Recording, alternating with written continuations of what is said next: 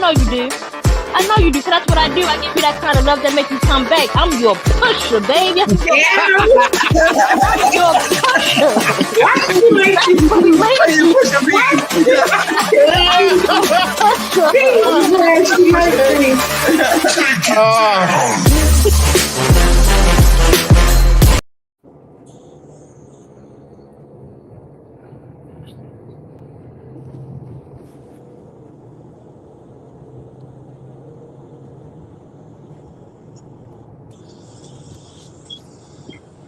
Hello, everybody. Welcome to Spitfire Poetry Shutdown. I am your host, John Hansboro. It is June 1st. It is June 1st, 2022. I hope everybody's having a wonderful day so far. Man, there's so much going on right now. I don't even know where to begin. First, before I get started, just want to throw out a few things really fast. My books, Unusual Favor and Spitfire Poetry Volume 1 and 2 are available on Amazon. You can also hit me up on my email at johnhansboro13@gmail.com. You can hit me on Messenger, Facebook, Instagram, wherever. I can send it to you, mail it to you, bring it to you, wherever you want. However you need it, I can get it to you. My books are available in paperback and in the ebook version on Amazon, okay? Today, I got two of the dopest directors and producers written. I mean, they write stories. They're a publishing company. We're gonna get all up in their business. They got a wonderful play coming up June the 16th. Y'all do not listen to me. I'm telling you. Y'all do not want to miss this play June 16th. I Am Woke. It's going to be at 836 Guilford Avenue, La Familia Arts Center. All right, June 16th. The show starts at 6 p.m. 836 Guilford Avenue. You don't want to miss it, man. This is a poetical experience that you're not going to forget. I guarantee it. I guarantee it. So without further ado, I'm going to introduce who we have tonight. Anna Aneski Kimzet and my man Victor, CEO for Office. How y'all doing tonight? How y'all doing? Good. I can't complain. First of all, this is what we're going to do, right? What's happening, Vic? Aneski Anna Kimzet. You know he's coming for you. We're going to get you with this, man. Aneski Anna Kimzet. Man, as well read as you are, you just get dyslexic with a name. Yeah. I just got the poetical experience straight last week. I've been saying that all wrong. Yeah, you hit that right on Jazz's interview. But yes, right. So how y'all doing? What's going on with y'all? Y'all always doing something. How y'all doing? Y'all stay busy. Yeah. That's how you stay out of trouble. Right. So look, talk to us about this play. I have the pleasure of being in this play that Aneski has written. I Am Woke is I'm telling you, it's going to be a very good experience. It's powerful, it's real, and it's all from the heart. You know what I mean? And I think it's something that's very important in our culture that we need to witness and hear. So tell us about this play. Without giving it all away, you know. Yeah, I try my best not to give no spoilers. The play is a collaboration of poetry and theater, and it's a multiple collaboration project, because not only is it a collaboration of poetry and theater, but even the poems that are performed are collaborations of the poets themselves. And so the storyline I did write and was able to bring 8 poets together and incorporate their poetry and a storyline based on the state of consciousness, the conscious state of mind. And it is the story of its journey through Baltimore City and the things that it has been awakened through this journey. And so we are hoping to open people's ears and eyes to some of the things that aren't really talked about in our city through a poetical format.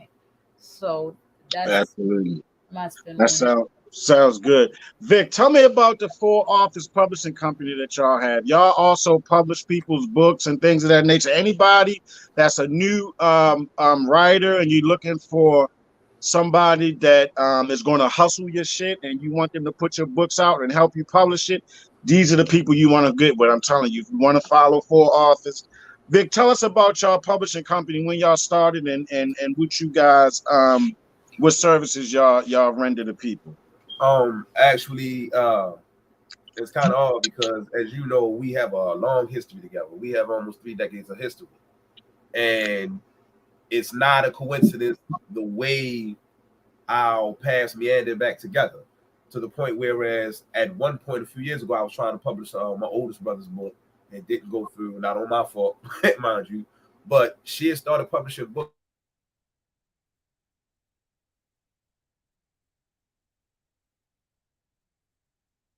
They freeze up a little bit.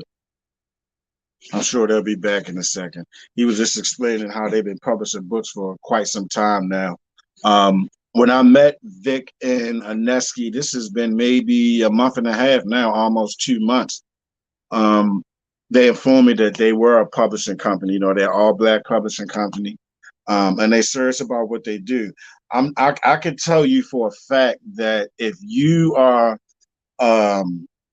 someone who's a writer, you know, and you don't know where to go, you want to put something out, but you don't really know the first thing about, you know, publishing a book, and you don't want to get burned. You know, there's a lot of other companies out here who just want to get money out of you, you know.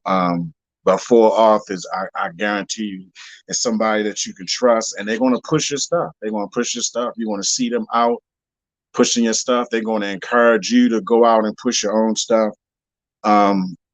So if you have any books that you, and first of all, if you do have a book and you haven't really finished it or really put it, like if you got it here but you haven't put it on paper, put it down. Start writing it. Don't, you know what I mean? I come across so many people who are like, wow, you know, I want to write a book and I got all these stories and things of that nature, but they never put it down. You gotta write it down. Just put it down. Write it down, type it up, do whatever. Get it out there. You know what I mean? Get your story out there. I like to write. I write out all of my stuff first. Even my books, I write all my books out first. It takes a while, and then I type it up after that. I don't know what that's a. I don't know what that's about. I think they've been kicked out. They should be back in a second. I don't know what that's about, but that's my process. You know what I mean? I write my stuff down first and then I type it out. Don't be discouraged on how long it takes you to write your book or your story either. You know what I mean? Just try to put something down every day or every couple days, or pick a few days out of a 7-day week. You know what I mean? And just try to use 1 or 2 days out of that week, maybe 3 days out of that week, where you just write for a couple hours each day, all the things that you want to put down. So anyway, like I was saying before earlier, so you can get my books Unusual Favor on Amazon, and also Spitfire Poetry Volume 1 and Volume 2 on Amazon. Look out for Unusual Favor 2 and Spitfire Poetry Volume 3. Shout out to Jessica Lopez. I just saw the cover for Unusual Favor 2, and I'm really excited about that. I cannot wait to share this with y'all, put this out. The I Am Woke play, like I said, is Thursday, June 16th at La Familia Arts Center. The tickets are $30. 836 Guilford Avenue. I think we still need vendors. I'm not sure. You want to follow 4 authors or hit up Thomasina Redmond on Facebook, because we may need some more vendors. I'm not sure if that's full up yet for vendors, if we have any more space. But if we do, I'm sure we'll be happy to have some vendors there. And then also, What Up Baltimore's got a lot of things going on too. So check this out. June 5th. All right, there is a fashion show June 5th at 401 North Howard Street. That's the Cultural Arts Center downtown. 401 North Howard Street. All right, this play is called Unbroken, and this is all about men, black men with beards and locks. So you don't want to miss that. The general admission for this play is $25. Front row seats are $30, and the VIP seating is $35. Go to Eventbrite and get your tickets now. Don't wait till the last minute. We always wait till the last minute. Don't. June 5th, Unbroken. You don't want to miss it, I'm telling you. Lady J and What Up Bond. Shout out to Dr. Lady J Jenkins. It's a pleasure to be on this platform. We have so many things going on, so many different hosts on the show that you want to. Okay, they're back, so they should be coming on in just a second. They just got back. So many different hosts on the show. Hey, family, what's happening? Man, we apologize for that. Technical difficulty. Listen, man, it's all good. Listen. So, we apologize, everybody out there, about that small issues. But that's all good. Things happen. We were speaking on the publishing company. You was asking about that, and we're both writers. Right. We're about to soon finish the editing and the publishing. Actually, my first book. She had gotten out several books so far. We have published several other authors. Drown and Love Stories Told by our first erotic novella we just did. We just got our children's series out, Black Sheep, Count with Little Black Sheep, ABCs, The Colors with Little Black Sheep. We're about to publish a book, God Won't Answer, by C.O. Deluche. It's very exciting what's going on right now, and it seems like doors are opening. Absolutely, they definitely open. Vic, what is, if you don't mind, what is the name of the book that you're putting together? White Collar, Money Don't Grow on Trees. I know that's going to be good, Vic. Because you're a very deep brother, man. We get into some conversations, and I find out a lot of information just from you, honestly, just from having a conversation.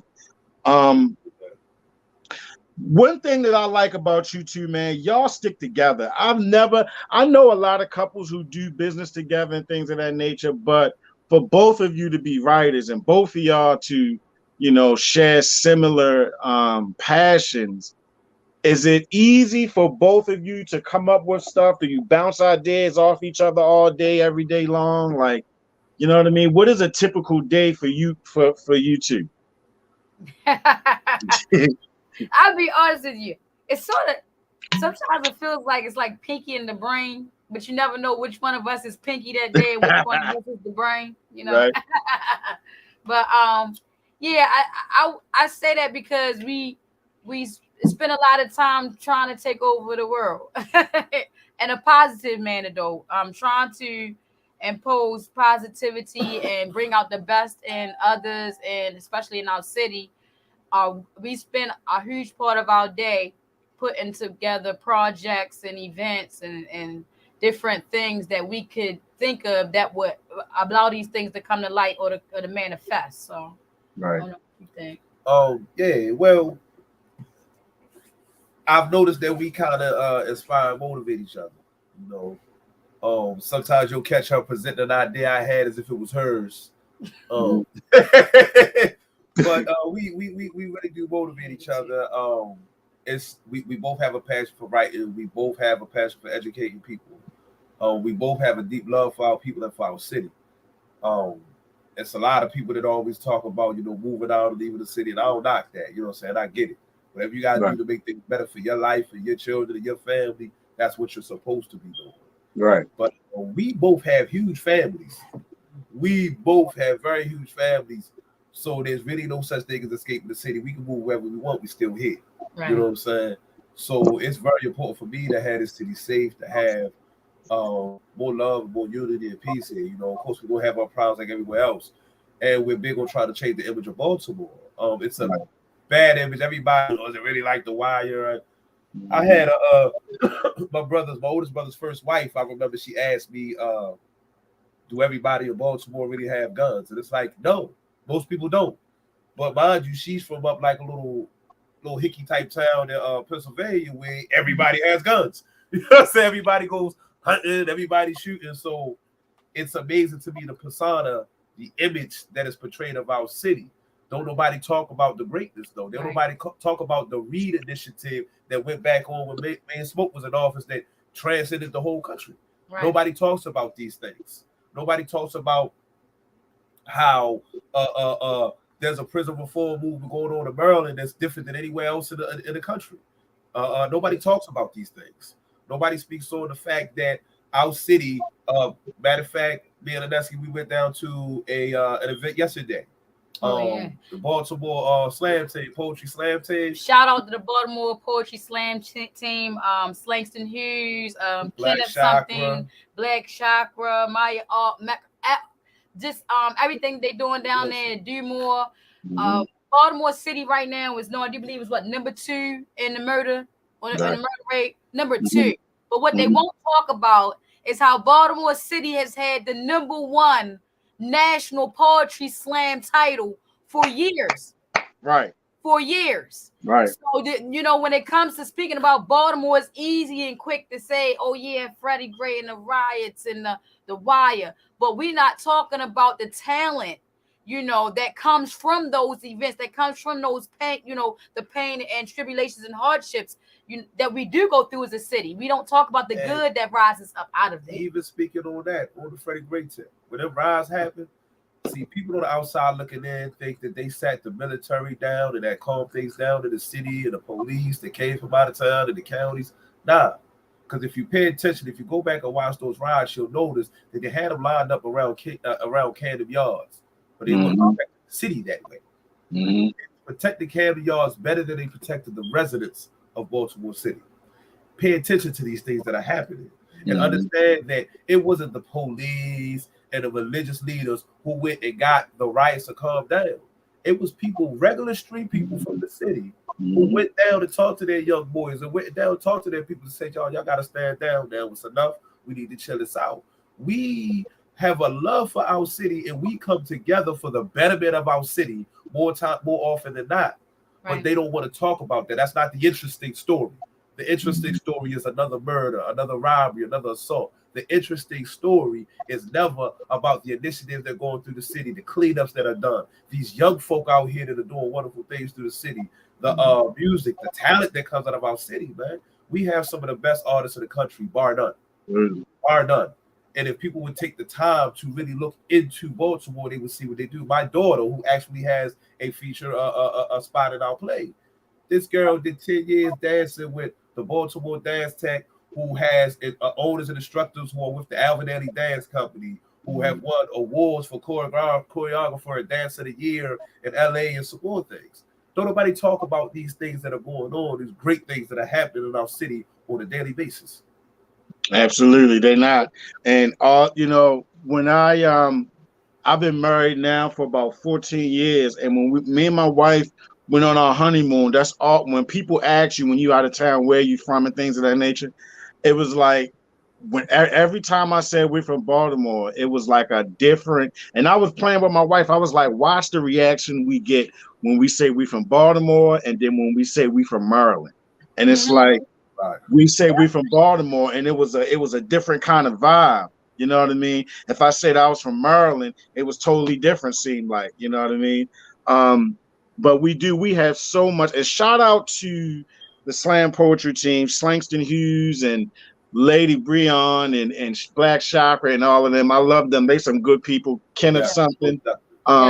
One thing I do love about the poetry scene in this city is that everyone supports each other. When you're out at an open mic event, I notice there's always everyone supporting each other. You know what I mean? Everyone supporting each other. Shout out to my sister Grace, her poetry event, Poets for Dinner, Sunday. She had her event. She has her event every end of the month on a Sunday. And every time I can get to an open mic, I love to go. It's therapy for me. It helps me to release and like decompose and get a lot of stuff out. What does we know poetry is therapy for a lot of us, but like, how did you both come into falling in love with poetry? You know what I mean? In the beginning, how did it start for you? Go ahead, man. I think for me, when I was younger, and I was into the church, and I used to take to certain preachers a little differently based on their cadence and their rhythm and the way they were able to deliver the word. And so as I, would go to write and I would go and recite, I realized that I would receive the same reaction from people that I would give to the preacher. It was it was a sense of ministry. And so that's when I really fell in love with poetry, when I was able to see, what the power of poetry could do to a broken soul. And so that really was what brought me to be so intimate with it. Yes. For me, I think it was the thing about being heard. We live in a culture where just us as brown people, it's hard to be heard. When you speak out, if you're angry, if you're upset, if you're bothered, it's always, what they call that angry black man. For the sisters, they catch it just as bad, if not worse. Also, culturally, we tend to shut our children down, to be seen and not heard, And we look weird and awkward when we see your peers who, their children are cutting their. I ain't saying let our children cuss that. I'm gonna pop you in your mouth for that. But they give them a better opening of learning and speaking out in a way so that they can learn themselves and learn who they are. We tend to think that children are to be seen and not heard, so we don't know what's going on in their life. We don't know who their parents are. We don't know what's happening on the outside, so it's hard to guide and mold children when you don't know what's going on. And it's a cultural thing, it's we were taught that because if you want to get on a real breakdown, through slavery, we've kept certain habits. Our mothers taught our females, their daughters, to be more independent because they knew they couldn't depend on a man because he could be sold off tomorrow. They taught their boys to be somewhat submissive, keep your head down, don't speak out, don't talk back to massa because you could get hurt. So they taught us to show to have an innate fear. And what a lot of people don't realize psychologically, if you talk to any psychologist, they'll tell you that fear is it represents itself in two ways: either a submissiveness, an innate submissiveness, a sense of cowardice, or overt anger. A lot of times, people's overt anger is a reaction from fear. So we don't have that middle ground. So we're not coming from an intellectual basis. We're coming from an emotional standpoint. So what I learned was that when I wrote, when I spoke, when I would rap, when I would speak poetry, that rhythm, that cadence, that time would cause people to sit there and really hear what you say, whether they agree or oppose what you say. It would give you that opportunity to be heard. People listen more with that. And it's, look at any revolution. What thing happened that didn't involve music?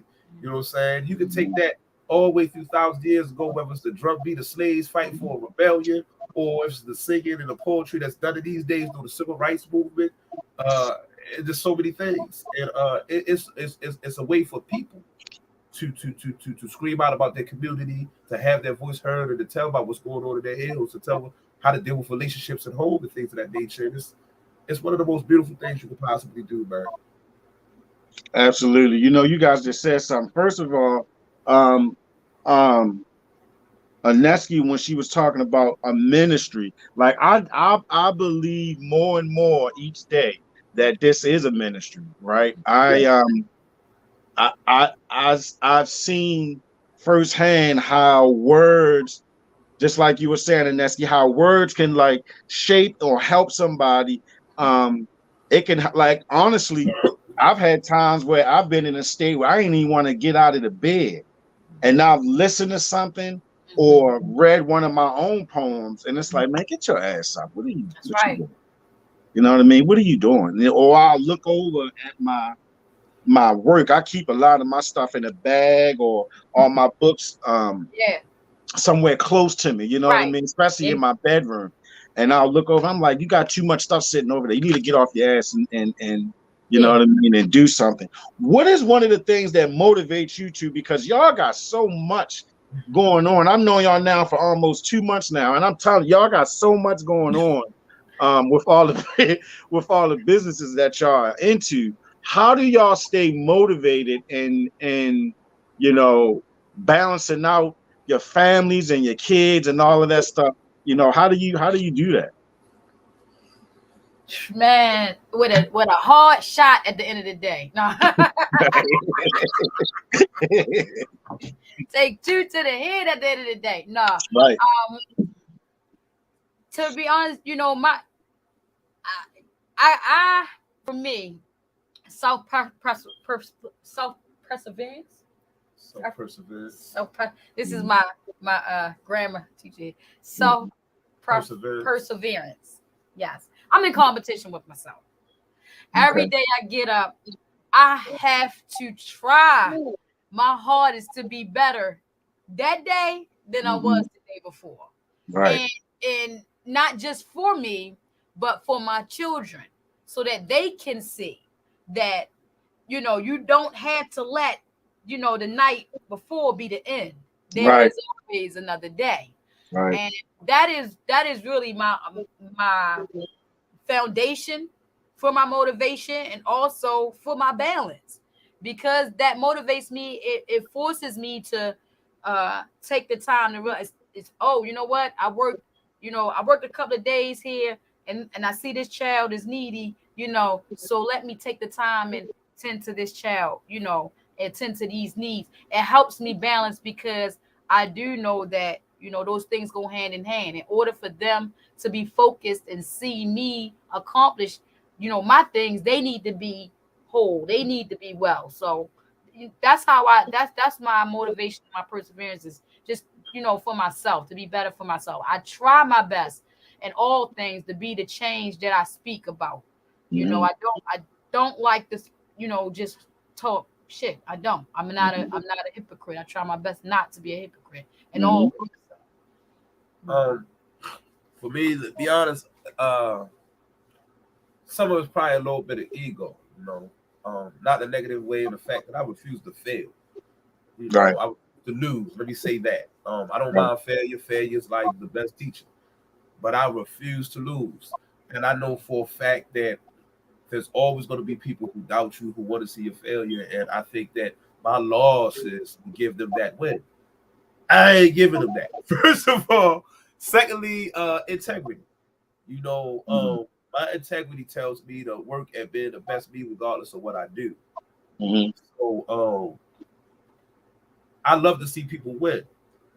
How can I motivate people to win if I'm not fighting to win every day? That's right. If I'm not giving that the type of energy, you know, we have a moving business, and anybody that I have hired that has worked with me will tell you that he works his ass off, he pays fair, yada yada yada. But I also tell you this: I have never had a worker that has outworked me. I have never had a worker that can go to someone's home, that can come out here and do a hauling job with me and outwork me. So therefore, I put that same type of thing out there always. I give my best. I give my fullest. So how can I not? How can I not do that when I expect so much of others? I have to be the example that I want to give out there. So it's like I set myself out to do certain things and accomplish, and I refuse not to accomplish what I want to. Yeah. Absolutely. I love it, man. Did y'all want to share any poems before we get out of here later on? I think we got like a half hour left. Did y'all want to share any poetry? You know, we keep this is what I'm gonna do for you, right? Like, my daughter, she did it was something science class, then with microplastics and all that. So she actually asked, she's like, man, can you do this poem for me? And she was trying to come up with something because she never even really thought about microplastics. Never even heard of microplastics. So she's right. Listen, I wasn't gonna say that part. I was gonna say she wasn't really know about it. No, she didn't know nothing about it at all. I wasn't gonna say that, but since she admitted it, all right. But she was like, hey, what's microplastics? So I started busting down what it was to her. And the poem was due like the next day. And I'm like, hold on, so you don't have nothing for her yet? And she was like, hey, I'm trying to figure this out, but I don't know what to do. So we're in the car, so I sat down and wrote a poem. And I sent it to my daughter, said, do you like it? She said, yeah. Tell it. So she recorded. I literally sat in the car like 10 minutes and wrote this. Yeah. Well, you see me do that before anyway. You know what I'm saying? What's it called again? What's it called again? Microplastics. This is a science project. Now, this is how you love poetry. When your daughter can come to you for a high school project and say, hey, you guys, I need a poem for microplastics. I was like, what? Spell that So- for me. But I realized, because I knew they was doing it, when I realized she didn't have anything, I'm like, oh shit, I gotta get something for this little girl so she have a good grade. So this is what I wrote. Now, mind you, this is dealing with microplastics. Say, you give me the liquids I need to survive, but serve it in plastic. Shelf life forever, every road tragic. Microcosmically, you follow me. Airborne, that's a pathogen, whether I swallow it or breathe it in. Microscopic, I can't see it in. The H2O I ingest. Fiji or Deer Park, why am I invested in? Natural resources sold unnaturally, facts spoken factually, but actually, the lies are accepted because plastic particulates don't matter to your pockets or who's ingesting it. $1 for my sickness, a penny for my death. That's minor when we talk about checks. Never mind the soda rings that's holding things, locked in a chokehold, fighting for dear life. That's what I'm writing for, and it's life. So, of course, we want more of this high quality H2O. Consumed from macroplastics, giving off microplastics like we just don't know. Or maybe we just don't know. But now you know because I've told you so. I love it, Vic. I love it. I love it. I love it. Michael, see, I mean, you are a true poet when you can write about just about anything. Like that's an exercise that I found out about. I go on YouTube a lot and look up like different ways to come up with poetry and different it seems like every day there's another word for the type of poetry and all of this stuff they come up with all the time. But to be able to just sit and pick a color and just write a poem about that, or anything, I think is a good way to sharpen your craft. You know what I mean? Aneski, did you have anything you wanted to share?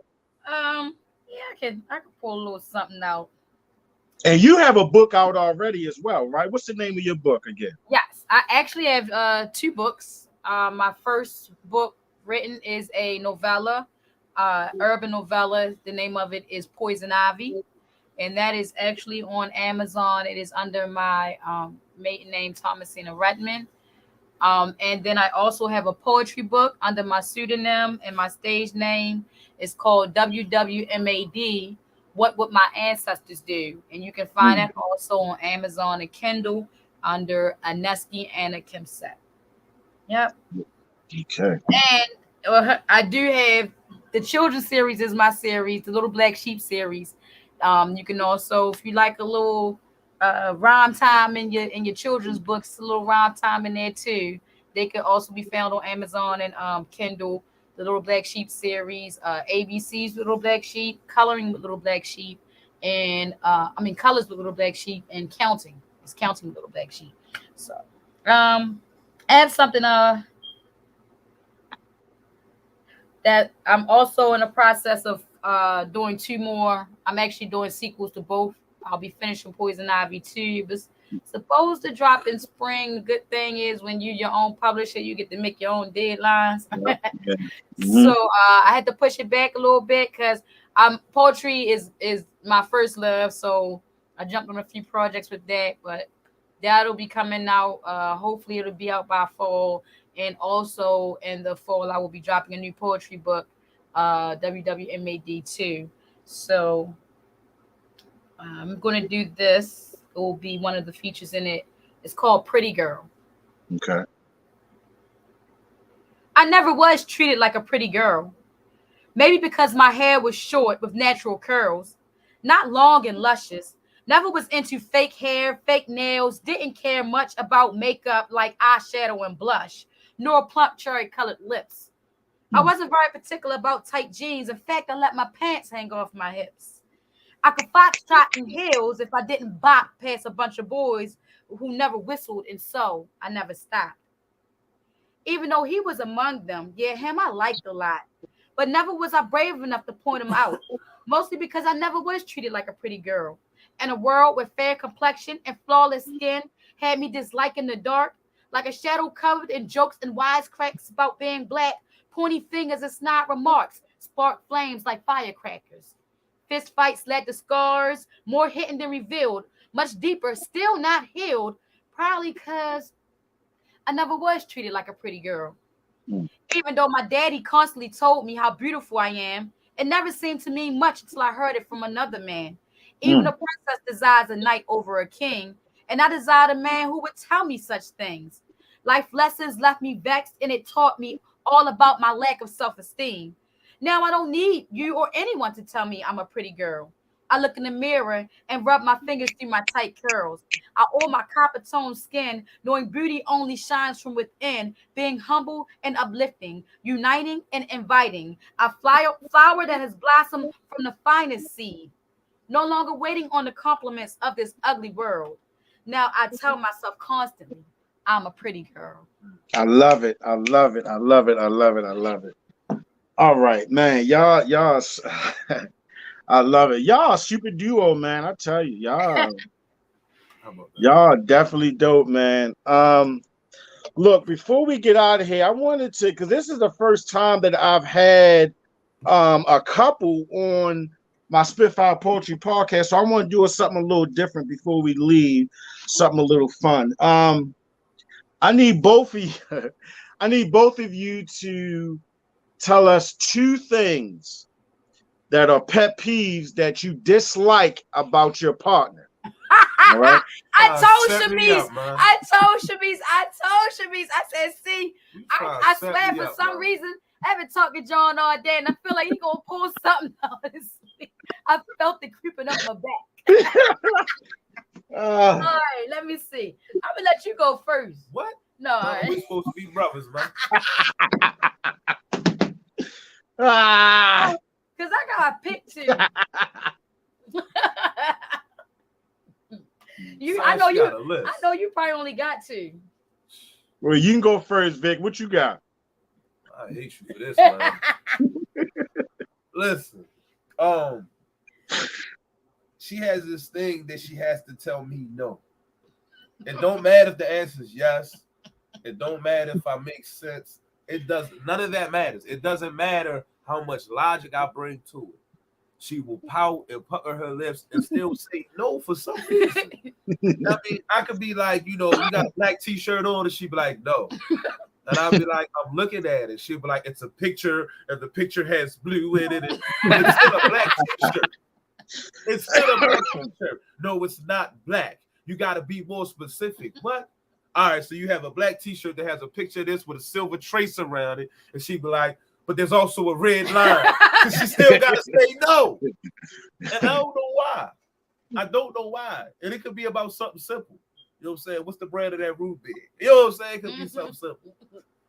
My other pet peeve is, and for real, it's sometimes she doubt herself too much. It irks my soul. Like yesterday I was thinking of something, right? And me, I tend to write in my head. Matter of fact, I'm gonna try to give it to you before we leave. I write in my head a lot. I'll sit there and just start talking and come up with something. And the stuff that I write a lot of times, I go through my head a long time before I put it on paper. Or I'll freestyle some shit, go back and format it the way I want it, but I don't freestyle the whole thing. So I was thinking of something, and I couldn't remember. And I love words. I couldn't remember the word haberdasher. And I said, hey, what's the that word? I know you know it's the other name for a tailor.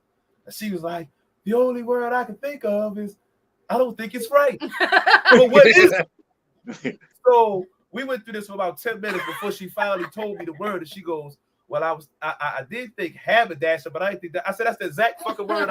So the first word that came to her head was what I was looking for. Now I don't remember the pattern or the rhythm of what I was going to write in my head. So I don't even remember what I needed the word for. So I didn't even know that. Habernash is another word for tailor. Haberdasher. You know how if you have your own personal tailor or somebody or the guy that hems and seams and stuff, and they're called haberdashers. I had no idea. Y'all always putting me down with some shit. Aneski, give us 2 things that's a pet peeve from Vic about Vic that just hurts you a little. I'm too good to be true. And I just keep being better than people. That is it. Right there. The number one pet peeve is that Leo ego. This guy, I'm telling you, it's one of those pet peeves that it get on my nerves, but it's also, you hate it and you love it at the same time. But sometimes I'm like, God, can your head get any bigger? We know, I'm his number one thing. No one wants to listen to Vic. I be like, But I only say that because from not listening, something stupid happens. See, and I be looking like, if y'all to just listen, we'd have had that. You know what I'm We saying? wouldn't be going through this, huh? Yeah, it'll be factual. Not everything all the time. It's not everything. 98.2%. See, that's what I'm saying. Ego, pet peeve, number one. All right. How's the fact the ego? How was the fact an ego? No, the fact is that your ego is my pet peeve. First one. My second pet peeve with this guy is timing. He looks at time differently than I do. Yeah, she's always late. No, I'm always late because of how he views time. Because it'll be like, all right, we have something to do in an hour. And I will feel like that hour is only enough to do one thing. Because, we got something to do in an hour.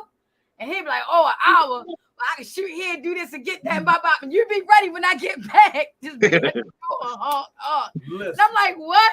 He'll pull up at the door like, we got to be somewhere in 20 minutes. But he pulling up and we only got 5 minutes to get there. Yeah, because you do 3 things in there. No. They read. Why did See, you? now, that's No, lady. listen. You know what happens for real? There we go. I spend so much of my time keeping up with her stuff. What does that have to do with the price? It of has to do everything. Because before I can figure out what I'm gonna do, I gotta figure out what you already did. And still add 3 things on top of that. Now, see me. That's how I think. If he already know that, then why would you even put anything else on your plate? You already know you got to keep up with my stuff and what I'm doing. You see what you started, Hansboro? You already started. Because the fact of the matter is, if there's 3 things added, 2 of those things was added by her. Oh, I forgot to tell you. I told such and such you was gonna ride down here this time. Ooh, when? For what? Yeah, I already told him when, like 2 days ago. I meant to tell you. Oh, they got this thing that think that because she's told something, my daughter does it too. That I thought you knew. Why did you think I know? I told her. What? We have no symbiosis going on here. I need to hear words. I just gotta say, shout out to everybody that's on the cast of this play. Shout out to the cast. Ashley and Shamice and Mozart, Jasmine, Marco, Gio. Everybody, when we have rehearsals and when we had, like, I miss not having a Zoom meeting the last couple of days. It's always fun. It's always a lot of energy. I believe a lot of you all knew each other before I even met y'all. You know what I mean? And it's like a spider web a little bit. You know what I mean? Right. It's like this new here and this new here, and it just kind of came together. But yeah, right. Yeah, I love it. I actually was introduced to Ashley and Mozart through Marco and Gio. We actually have been trying to track Gio down ourselves, and he ended up, already working with Marco, and you through Shamice and Jasmine. That y'all know that's my heart.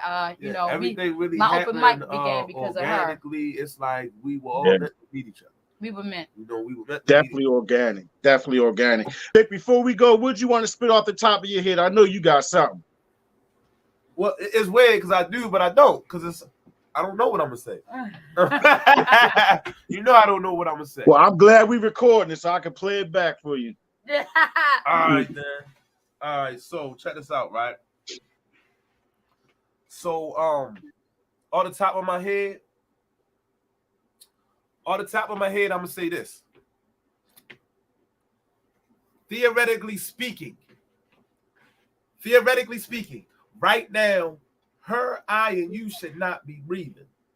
You see, we had foots on our neck, chains on our arms, nooses on our neck, trying to break it and snap it and keep us in check.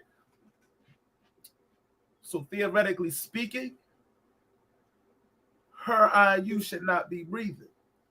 You see, this society, this culture was designed to keep us suppressed. It's a reason why at 18 they start to prepare your deck to make sure that you go backwards and never move forward, so you can never get strong, lift up, and rise onward. So, theoretically speaking, Theoretically speaking, I shouldn't even have the mind to be teaching, to put my hand down to reach him, to reach her when she's going through distress. When I'm going through things to have the words to string together to get the stress that is built up on my chest and let this weight up off my shoulder. Theoretically speaking, my heart should be so cold because the weight of the world's been like boulders, like an albatross hanging on my head. And theoretically speaking, I should probably be dead. Say that.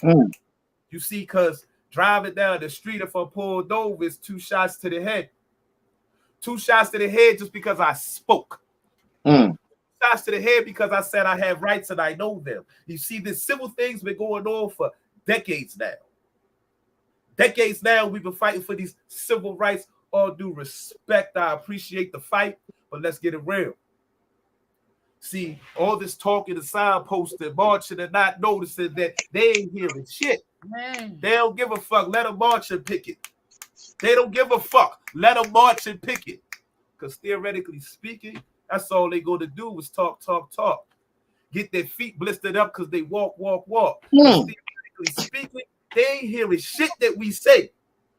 They don't understand nothing that is coming out of our mouth and the pain that we are trying to convey when we open our mouths and we shout. We shout out loud. It's our time now. It's our time now to reverse the roles because when we were head of the world, Timbuktu was creating universities. Say that.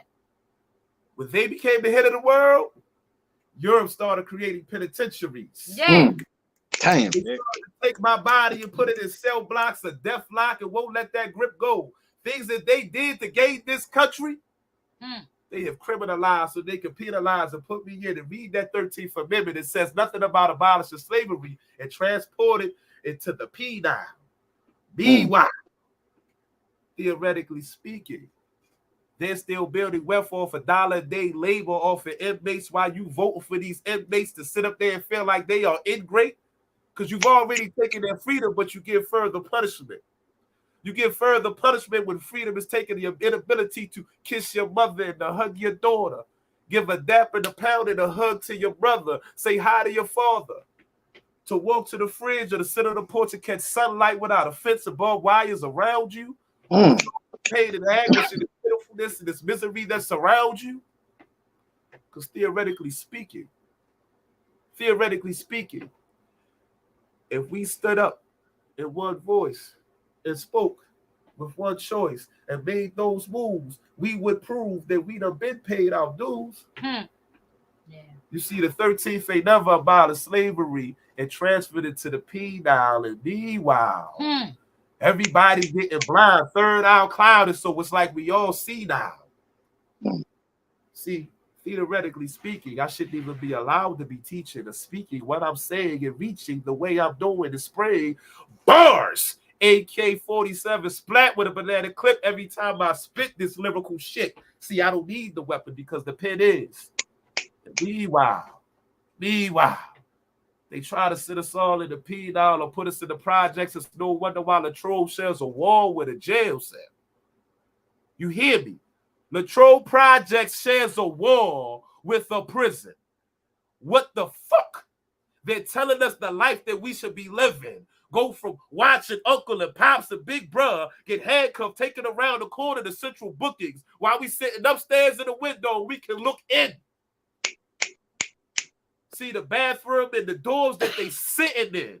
This is prison, man. Right. This is the new slavery. This is the way they get free labor to build wealth and send their children to colleges. This is the way they put us down when we have to go to find out where the knowledge is. Because they are taking away the funds in our community so we can't send our children to learn where the college is. Follow this. You see, theoretically speaking, right now there should probably be a red dot on the roof across the street ready to decimate me because they don't want me to speak.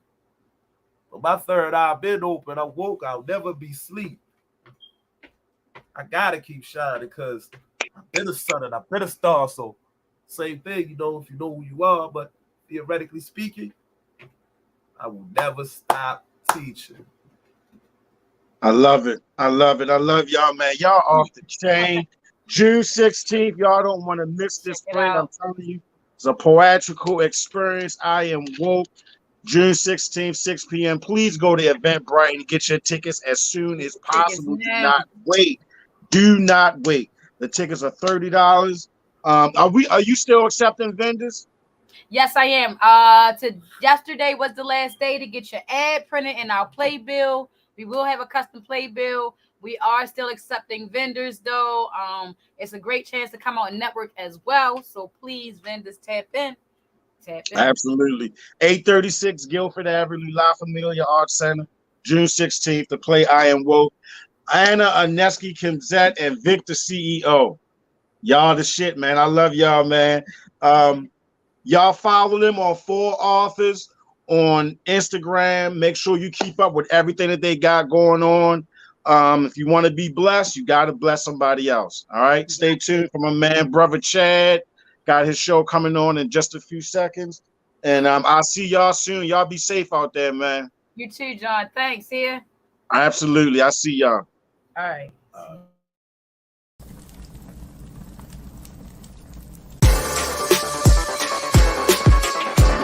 I know you do. I know you do. So that's what I do. I give you that kind of love that makes you